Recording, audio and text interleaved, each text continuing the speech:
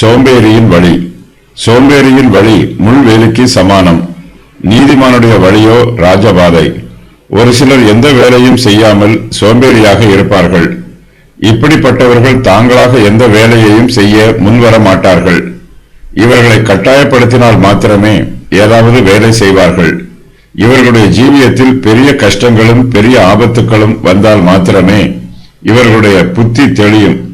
அதன் பின்புதான் இவர்கள் ஓரளவு வேலை செய்ய முன் வருவார்கள். சோம்பேறியின் வழி முள் வேலிக்கு சமானம். காலில் பாதரட்சை இல்லாமல் முள் வேலியின் மீது நடந்தால் கால்களுக்கு இரத்த சேதாரமும் வேதனையும் உண்டாகும். சோம்பேறி முள் வேலையின் வழியாக நடந்து தங்களை காயப்படுத்திக் கொள்கிற மதியினரை போல இருக்கிறான். இவனுடைய சிந்தையில் பரிசுத்தம் இருக்காது, இவனுடைய பேச்சில் ஞானம் இருக்காது.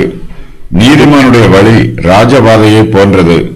தேவனுடைய கிருபையினால் நீதிமான் கர்த்தருக்கு பிரியமானதை செய்வான்.